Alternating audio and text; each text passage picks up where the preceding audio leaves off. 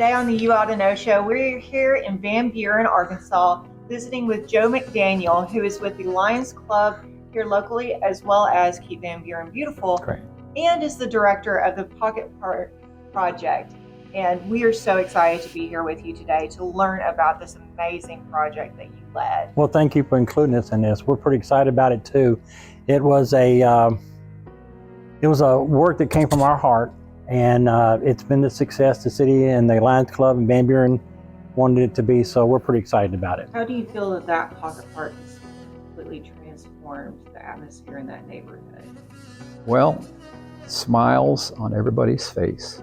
That's pretty powerful. Yeah, so do we. Kids enjoying themselves, parents, grandparents, and neighbors watching children play. It was such an exciting time. To me, that project, it represents so much.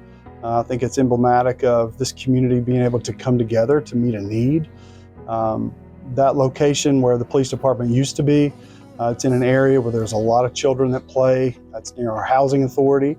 And so it was a perfect place for a park to go. So when they put together the plans, they brought it here, I was just so excited about the potential. And now that we've got it there, I see children playing all the time. Luckily, it's right behind where I sit every day at the complex. And so I'm able to see just so many children enjoying that. So I'm so proud of the project. Walk me through the steps in which you all took to make this possible. Yeah, John and I started to go around and look at pocket parks or city parks in other cities, Mulberry and cities around there that had built parks, and kind of get the idea what they ought to look like. But that, again, COVID kind of set us back. And then I started to Google pocket parks. What's it take to make one? What do you need? So I made a list, and we presented it to the city. The mayor got behind it. As I said, he came up with the name. And then October of 22, we kind of started going out and doing fundraisers, talking to corporations in the area to get their involvement. Chamber got involved in it. They talked about it. The city started to learn about it. They saw it being built. The process was come up with a plan. The city did that. The city got behind it. The chamber put the word out. The Lions Club put the word out. People started to get interested in it. We did fundraisers. And on January 18th of this year, we broke ground on it. No, that was when it was open. I'm sorry. We broke ground on it in March of last year. So that's kind of the process. It was just simply, what did we want it to be? Who do we need to get involved in it? Get the city behind it, start building it, and enjoy the results. What I think is important about this sort of thing is when more entities, more people get involved on a project, the better it is. It's easy just to make decisions by yourself, but then you have to make sure that this is actually meeting the need of the entire community. And so when we had a civic group like Lions Club come together, how they sought public input, how they sought donations from the community, it just makes it so much better for the entire community because we know that this is exactly what they want. We don't want to go and spend taxpayer dollars on something that's just going to benefit a few. And so this was a great opportunity to provide a recreational place for children that really needed it, and it met a really big need. So you talked about fundraising. What opportunities did you take to fundraise? I saw bricks out there, Yeah. But what all opportunities were there? Well, we started out with some money that had been left to us from one of our members, and we tapped into that to get it going. And from that, we went and talked to corporations in the area. Hospitals, Baptist Hospital we talked to, Beckhart, we talked to some corporations in the area, and they made donations. They sponsored a bench or they sponsored a picnic table. And that was the big chunk of it. And then we started to sell bricks. And that was fun because everybody could get a brick for $100. We sold about 50 bricks, and we're still selling them. And that raised enough money. And this was a joint effort where we raised as much money and the city would donate some money. So it was a joint effort between the Lions Club and the city. City put in money, we put in money. And our money came from the fundraising of the benches and the tables and selling the bricks. What would you say has been the biggest compliment to the work that you all did to make this possible?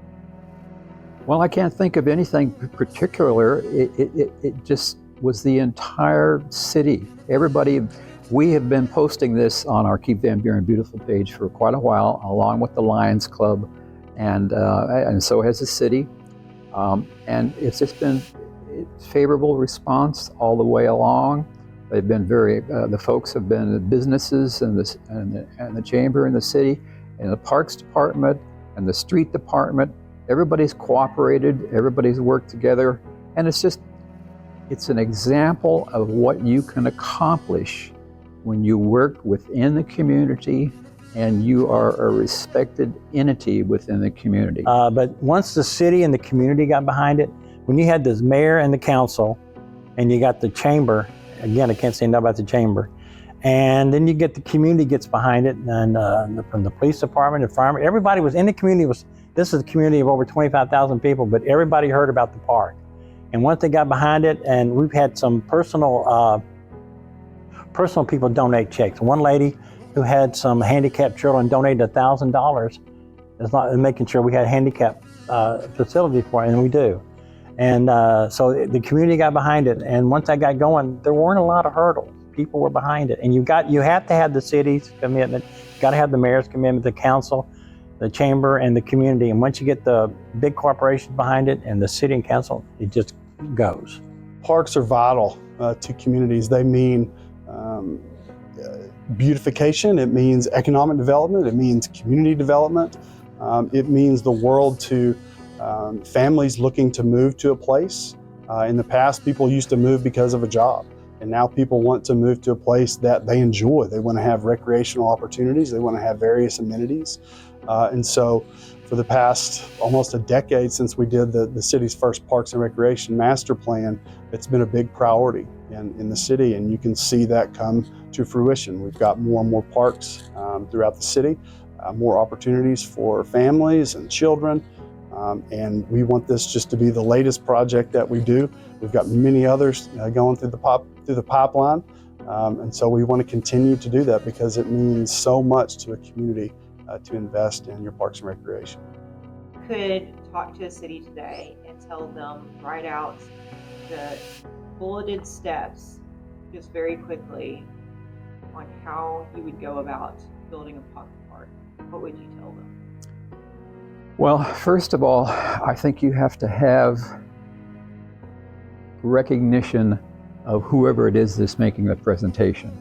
You can't just get in front of a chamber group or a city council meeting and talk about something without having some background in that field.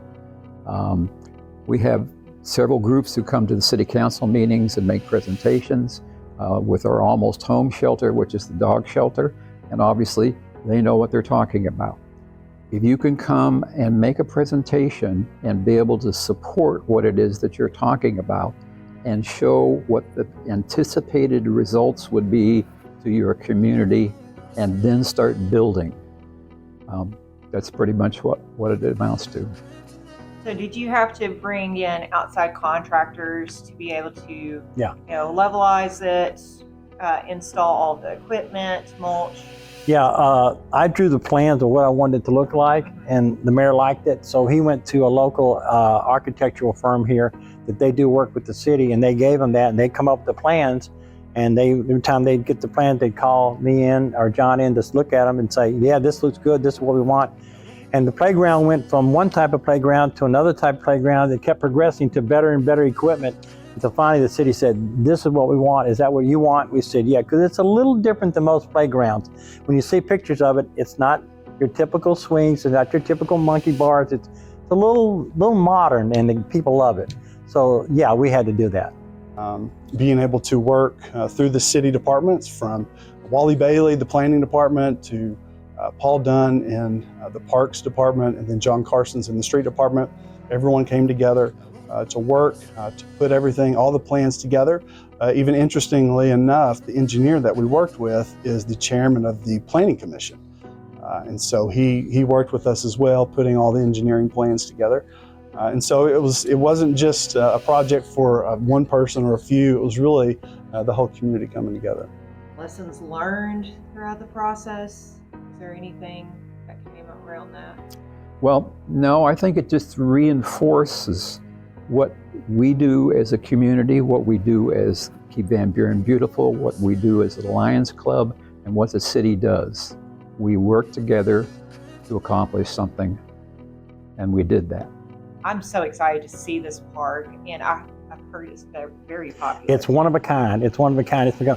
We kind of came up with a motto for this. I came up with a motto that said, the sign of a growing community is a full playground.